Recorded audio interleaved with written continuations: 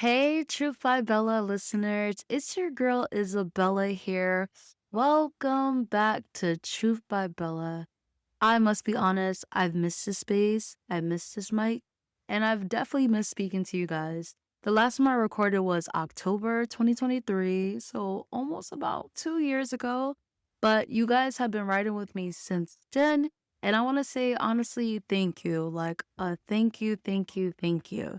If you're new here, welcome aboard, and I hope you're able to catch up on past episodes that I've recorded on all platforms with podcasts on there. I've even done a few YouTube videos with transcripts on there that you're able to read. But I just want to say that you are entering into the space where we keep it honest, we keep it soft, and we also make room for healing, purpose, identity, and a whole lot of talk about what the Lord has been teaching. So, in my last episode, the green flags of love, at the time, it felt like the most vulnerable thing that I can speak on because I love talking about relationships, as I mentioned within my previous season, relationships. So since then, life has definitely been lifing, y'all. And it's not in that cute way that I've been busy kind of way, but I've definitely been reshaped. There have been detours, quiet transitions, a whole new zip code, a different and deeper faith walk, and lessons I never signed up for, but more than ever, I realized that I really need it. Today's episode is called The Soft Return, on which I'll be touching on love, change, and choosing purpose again. Because I am not the same Bella who recorded that last episode. I'm still Isabella, but I'm just a softer and a stronger. So let's definitely get into this here. The first part, without disclosing too much information because of my boundaries, I would say I've definitely moved. If you personally know me, you know the new city I'm at. But more than ever than just moving across cities, it's really was a move across mindsets as well, across comfort zones, across different versions of myself. I've packed up boxes, yes, boxes, but in those boxes as well, I've also too packed up some fears, I've packed up some dreams, and I've also too packed up pieces of a girl who's ready to be refined. Moving to a new place, it's not like college where you're able to decorate your whole place, but no, this is making some big adult moves here. And yes, it gets lonely sometimes. It gets confusing. It's like showing up to places where no one knows your name and try not to let that shrink you, but also to making sure that you're reintroducing yourselves. I will be honest, there were nights where I was like, oh my goodness, God, what am I doing? Am I making the right decision? Where there were nights where silence wasn't just silence, but it was also too low key pressure. But one thing that I realized is that even in that, I was able to hear God. I was able to hear him quiet but clear, letting me know that I'm not lost. I'm just being rerouted. And y'all, detours can definitely be uncomfortable, but they're also too divine as well. Because what feels like a disruption is actually protection at time. So here's where it gets beautiful. In that detour, I found community in the most unexpected place. It was through teaching. You guys know I've definitely been in the classroom for a few years now, little over 5, but God really said, you need people. I'm gonna give you people. And that's one thing that I definitely prayed about in moving. I wanted to make sure I was able to find community. And that's where I met 3 amazing individuals with all of us with unique stories. And I will call them my break room angels, my I got you people, which I like to call us the God's break room crew. And that's exactly what it felt like, a breath of fresh air in the midst of chaos. We'll look at things and just be cracking up and just relating on how the Lord has been speaking to each of us in our different seasons here. We'll trade jokes over our laughs, covering each other, definitely praying silently in the midst of wild classroom moments and even in what we were going through in that summer. But I would say they were literally God sent. And it reminded me that even in new territory, God doesn't just drop you off, He places you. So let's talk a little bit about this. I'm going to talk a little bit about this. I did dip my toe into the dating scene out here. And let's be real, I'm not going to go into details because some of my students have a way of finding things. And hey, y'all, if you're my student listening here, but I would say that new city, new energy, and a whole new level of trusting God with my heart because it's been interesting out here. And what I would say is that dating while healed definitely hits different. Dating while guarded definitely hits even more different, and I'm learning to let God lead and not my fears. So, one thing that I'm going to touch on in this next part here is let's talk about what almost took me out, literally and emotionally. And I would say my health, y'all. There are days when I literally had some hard days while moving, days where I felt like my body was betraying me, days when I felt that I'm honestly fighting, like literally fighting for my life out here. There are days where I had to push through meetings, lesson, and having the strength to stand and really leaning on God in those scary moments that I never expected, but I couldn't avoid it. So, have you ever had someone in your life that's dealing with like health challenges? You know, sometimes it may feel like you are living a life that sometimes people don't know what's going on because of your privacy, but also, too, as well, you need to learn to let people that care in. On the outside, you're smiling, teaching, doing well, but on the inside, you're fighting fatigue. You're fighting that your numbers stay stable and trying not to panic while your body is saying, not today, Bella. And that's something that I've been through, especially within this school year. There are moments where I whispered to God, I can't do this. Not because I didn't believe, but it's because I was honestly so tired. To be real, I didn't want to be seen as fragile. I didn't want to be seen as the girl who always needed help. I wanted to be strong, I wanted to be dependable, and I wanted to be capable. But in those truths, I had to face that strength isn't just pushing through, strength is also pausing, strength is also saying, I need help.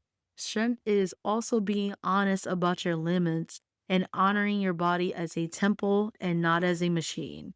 Those hard days taught me to listen more closely, to say no more often, to care less about being impressive, but more about being well. In the midst of it all, God kept reminding me that my value does not diminish when I'm not performing, that I'm always His, I'm still loved, I'm still worthy, even when resting.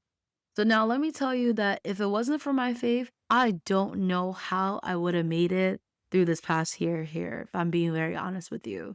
Because there are moments where I felt like everything just shifted at once. In those quiet moments, I had to ask myself, do I really trust God when everything feels unstable?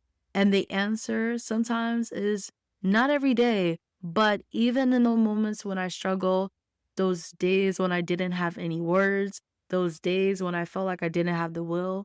But even in those weak moments, God was always present. God didn't require me to come polished. He just required me to honestly, simply ask. And there is no question that the Lord does not want to hear. There's no stupid question when it comes to God, but having those honest moments to just speak to your Heavenly Father. And that's something I've definitely learned. I didn't lean on devotionals every single day, no grand revelations, but just whispers saying, God, please help me. Those 4 words were literally something that I can always say to the Lord.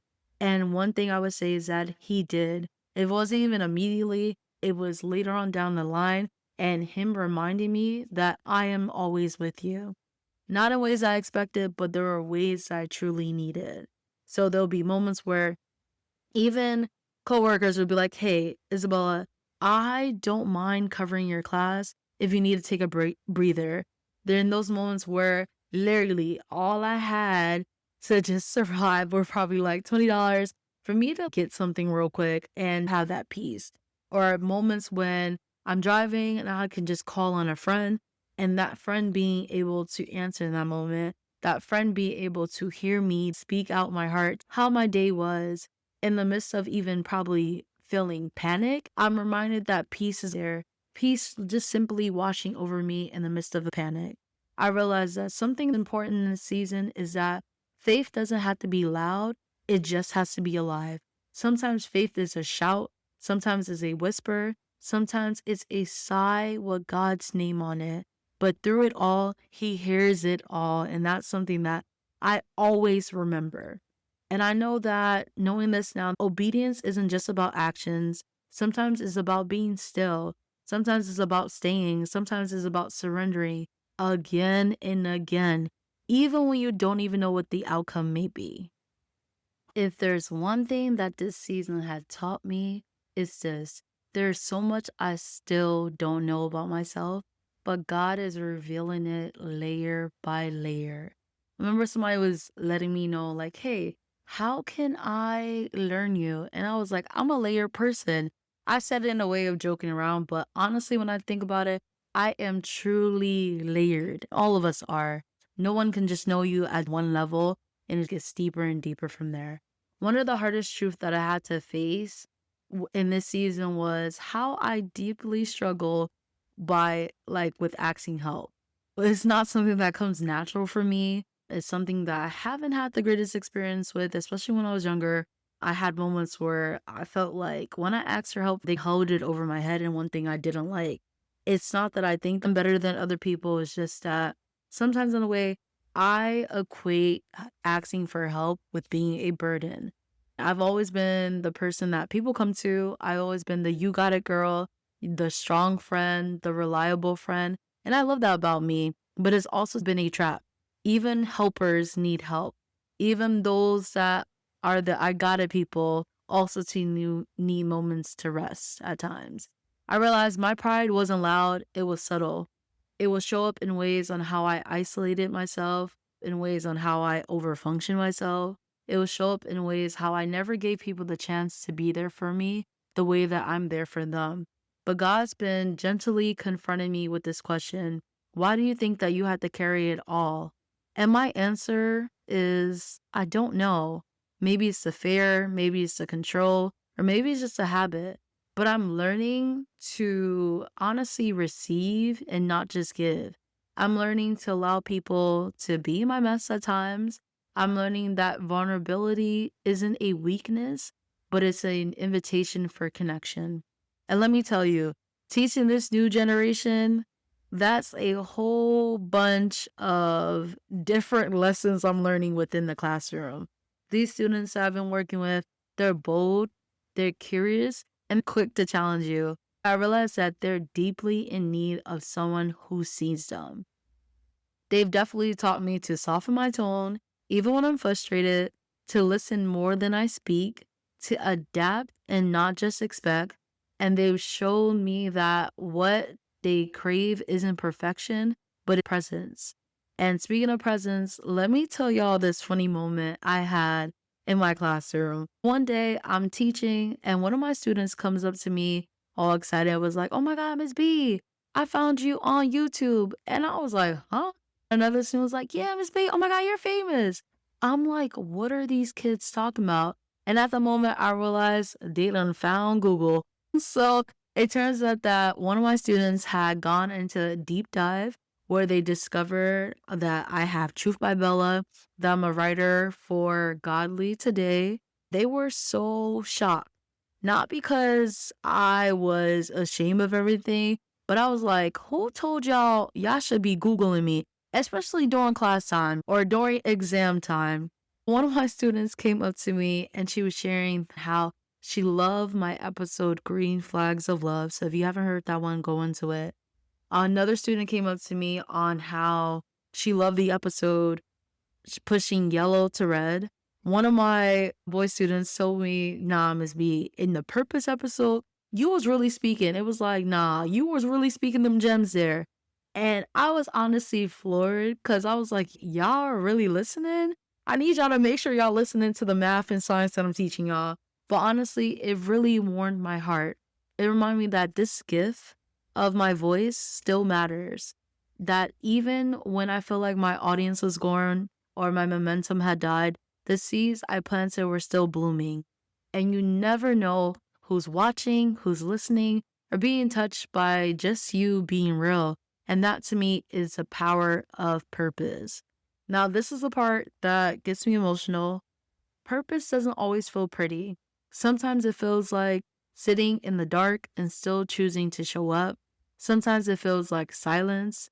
Sometimes it looks like slow progress. It looks like stretching when you don't want to or when you're ready to snap. But the beauty I found in this season is softness, not weakness, not compliance, but a gentle strength, a strength that lets me know that I'm not trying to prove anything, but a strength that is secure. For a while, I thought I had to go hard to make my comeback. I thought I needed a loud return, big announcements, high energy, clear plans. But what I actually really needed was a soft return, intentional and secured. Softness allowed me to create again, not for clout, but honestly from a moment of clarity. It allowed me to write without pressure. It allowed me to smile without forcing it, to rest without feeling guilty. And you guys, honestly, there are moments when I struggle to rest because I'm just like, what do I feel like I need to be doing something. I feel like I need to be so busy. And even being on this summer break, the first week, as y'all probably seen on my Instagram, I'm just like, Ms. B is honestly struggling because I don't know how to genuinely rest. I've been trying to figure out what can I do in this new city that I'm in? What are some places I can go out to? But honestly, I'm still finding spaces to still show up. I'm still finding spaces to make sure that I can still be soft and also to still be strong, that I can return gently and still take up space. My purpose didn't die, it just got quieter for a while. And for now, it's coming back more rooted, more refined, and more real. One thing I've been definitely meditating on lately is I choose softness and still being strong. I can begin again. A scripture that stands with me is Isaiah 43, verse 19, which says, See, I'm doing a new thing, and now it springs up. Do you not perceive it? So sometimes a new thing doesn't happen in your location, it happens in your spirit. It's not about the job change or the relationship shift. Sometimes it's an internal weakening. You know, when you feel that stirring, do not ignore it because God is trying to show you that your story isn't over.